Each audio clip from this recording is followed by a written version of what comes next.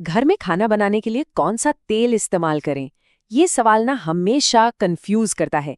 इतने सारे ऑप्शंस जो हैं, तो हमारे लिए सबसे अच्छा क्या है? चलिए आज इसी कंफ्यूजन को दूर करते हैं और इस गुत्थी को सुलझाते हैं। घी यूज करें या न करें, मार्केट में जो इतने सारे तेल हैं उनमें सबसे बेस्ट कौन सा है?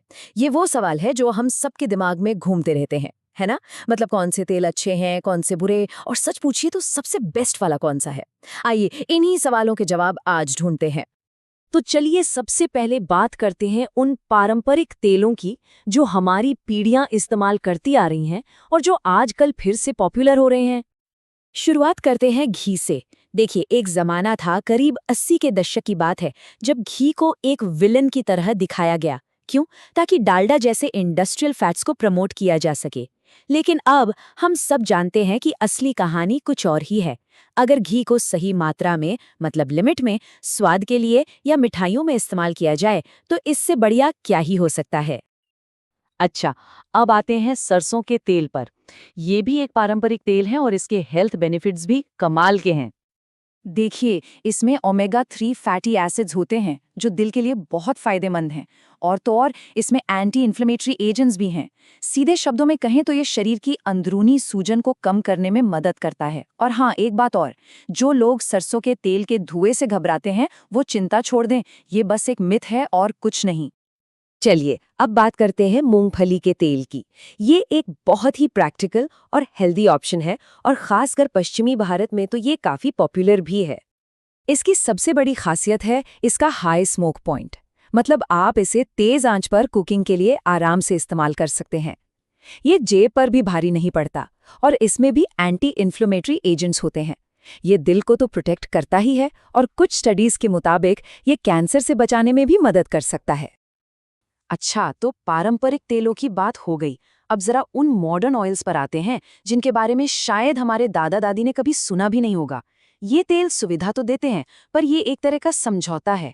और जैसा कहते हैं ना, हर सुविधा की एक कीमत होती है। जैसे राइस ब्रांड ऑयल है, कहते हैं दिल के लिए अच्छा है। सनफ्लावर ऑयल है, काफी किफायती है।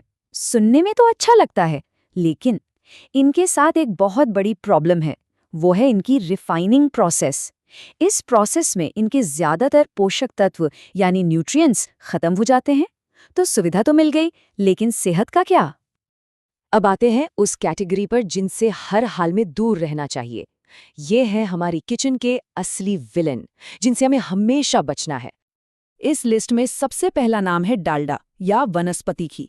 ये एक इंडस्ट्रियल फैट है जिसमें सैचुरेटेड फैट हद से ज्यादा होता है। ये शरीर में सूजन पैदा करता है। और सबसे खतरनाक बात यह है कि जब इसे गर्म किया जाता है तो ये खतरनाक ट्रांस फैट बनाता है। ये वही ट्रांस फैट हैं जो हमारी धमनियों को ब्लॉक करके दिल की बीमारियों का खतरा कई गुना बढ़ा देते हैं। दूसरा है पाम ऑयल। ये भी डालडा जैसा ही है। इसमें भी सैचुरेटेड फैट बहुत ज्यादा है और ये भी शरीर में इन्फ्लेमेशन यानी सूजन बढ़ाता है। अब सवाल ये है कि अगर ये इतना हानिकारक है तो इतना इस्तेमाल क्यों होता है? जवाब सीधा है, क्योंकि ये बहुत सस्ता पड़ता है। और यहीं पर एक बहुत ज़रूरी बात आती है। हम अपने घर में तो शायद बहुत सोच समझकर अच्छा तेल इस्तेमाल कर लें, लेकिन बाहर के खाने का क्या?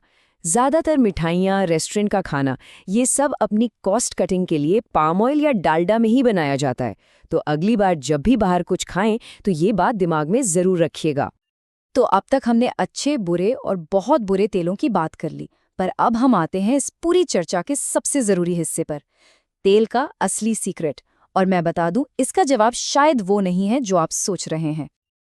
तो फिर इतनी सारी बातों के बाद सवाल वहीं आके रुक जाता है, आखिर सबसे अच्छा तेल है कौन सा? और इसका जवाब शायद आपको हैरान कर दे। सबसे अच्छा तेल वो है जिसका इस्तेमाल सबसे कम किया जाए। जी हाँ, आपने सही सुना। कौन सा तेल है, इससे ज्यादा जरूरी ये है कि कितना तेल इस्तेमाल हो रहा है।